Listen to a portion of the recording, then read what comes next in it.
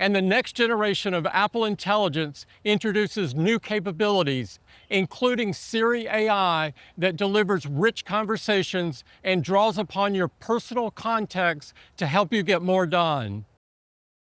Alright, let's actually talk about this.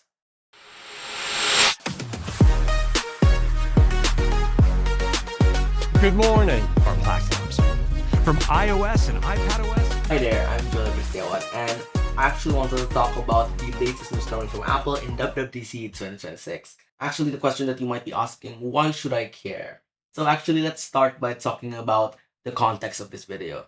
So previously, if you've used an iPhone, iPad, or Mac before, you were promised several things, including Apple Intelligence. Back in 2024, Apple released a bunch of AI features available for users, which gives us the opportunity for a new Siri, a new Genmoji feature, and many AI features including image generation right inside of your devices. The main problem is the models aren't that powerful, which makes users feel like their applications are cheap inside of their iPhones, including the fact that Siri isn't very helpful in these versions. My dad died. I'm so sorry. Can I cheer you up? Tell me a joke.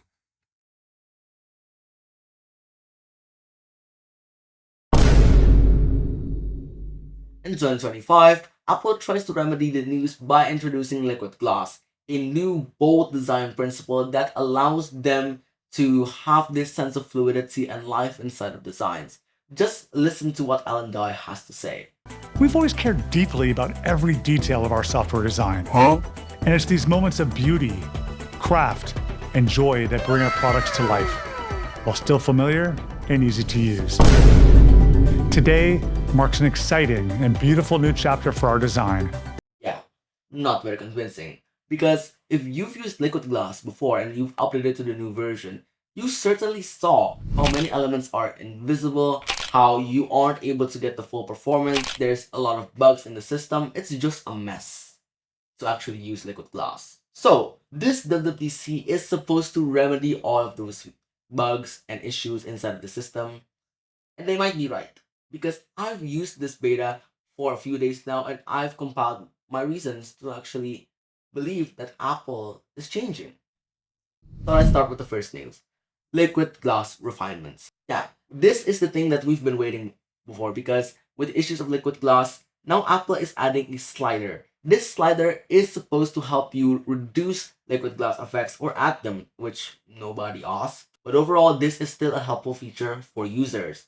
Users will also see many consistencies throughout their platforms. Now, specular highlights are removed from the system, especially on macOS. There's now a consistent window corner radius.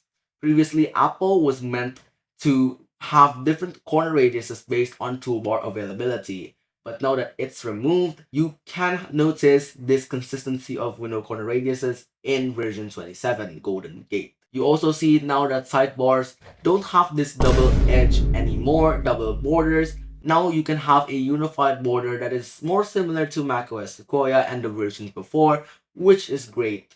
But I do feel like the design is lacking. It feels like a blur than actual Liquid Glass. Other features include improvements in the apps that you use every day.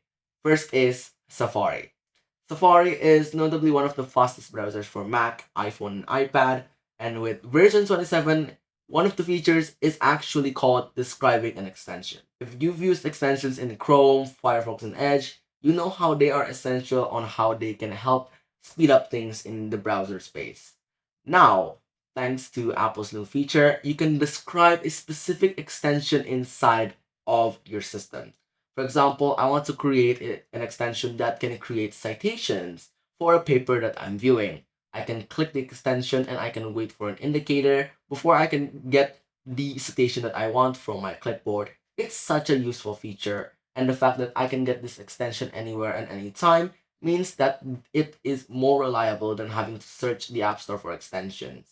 The next feature that I'm excited for is Notify Me. I couldn't test this directly because this requires time, but this means that you can monitor a website for specific news or updates, and you don't even have to pay attention to it because Apple will let Safari monitor the website for you and notify it as a native notification in your system. One other thing that is very notable in the new Safari update is tab grouping. Now, Safari is able to tab group all of your tabs into specific topics. This is similar to the feature available in ChatGPT Atlas, Arc, and Dia. Basically, this allows for specific tabs with the same topic grouped into one tab group. So there's actually a few features that is new related to photos, another improvement in Apple's apps. There are 3 new features related to Apple Intelligence in photos: cleanup, reframe, and extend. So let's start with cleanup.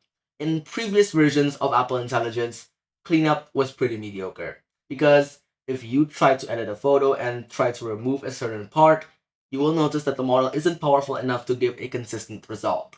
But now, with the improved model, you are able to notice significant improvements in how cleanup is able to remove detail and add detail with generative AI, which is really amazing.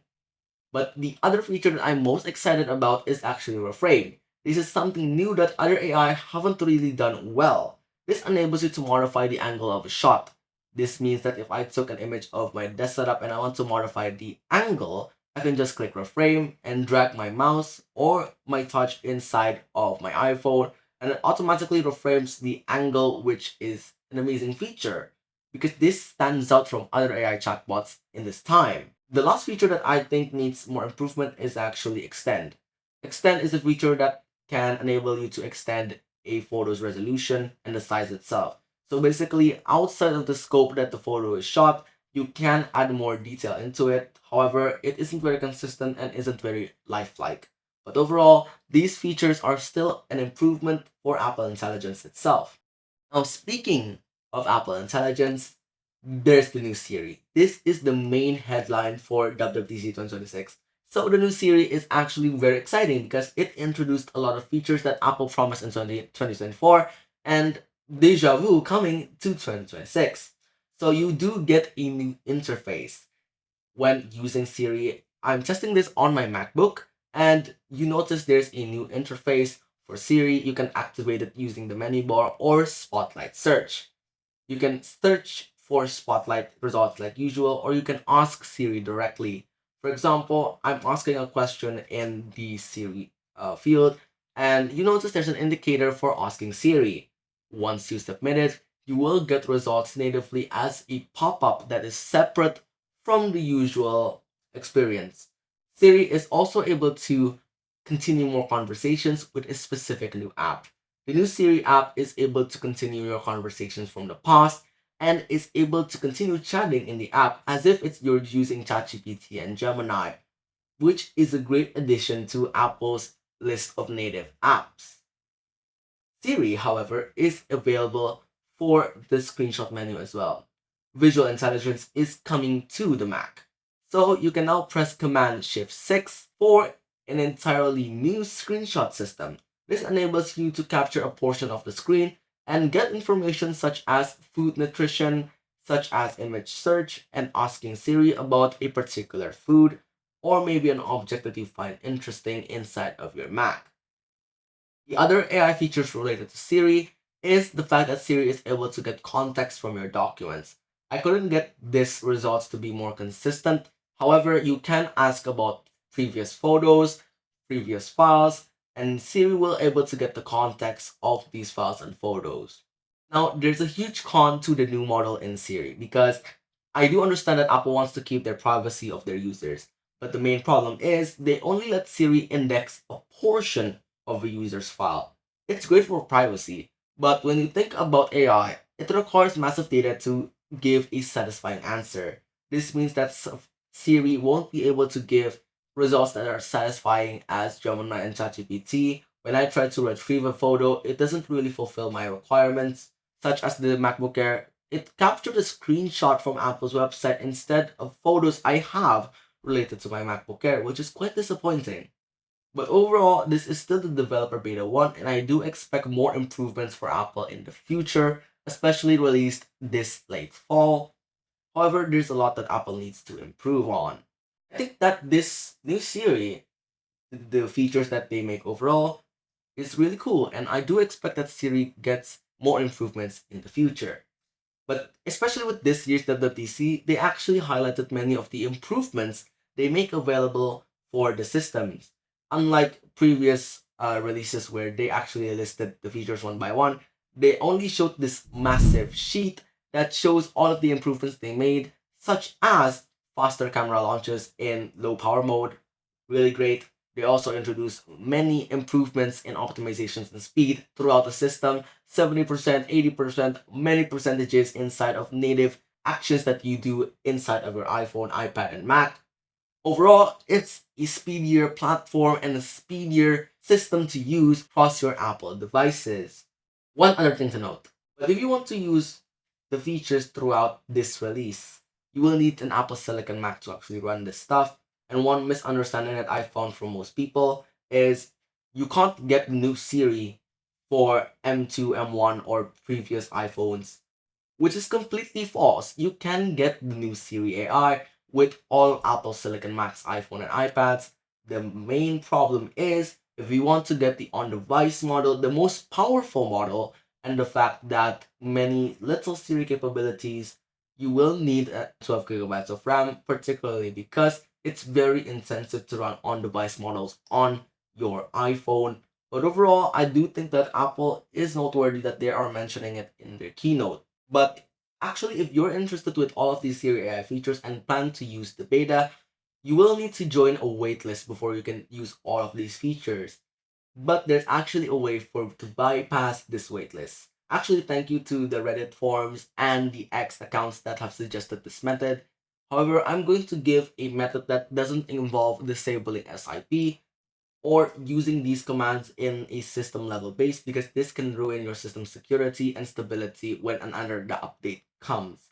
So I'm going to give you a slight command that gives you this control to edit and give you access to the Siri features just by editing the library folder. So you can go into terminal and paste the commands in the description. Basically, these commands help identify a folder and a file called GenerativeModels.plist. This specific file enables you to modify a certain value called EnhancedSiriWaitlist. This is the barrier block that disables Siri from actually being used in your Mac, because there's a waitlist that needs to be activated. But if you're not on the waitlist, you can disable this value.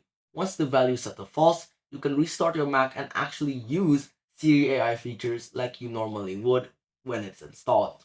This is a method that is only temporary and only works on a local Mac. If you use another Mac or another iPhone, it won't work because it isn't a server-side solution. But overall, it's still a method nonetheless, and I've been using Siri AI with this method and it's generally fine. Overall, I believe that this year's WWDC is very promising considering that Apple listens to a lot of user feedback.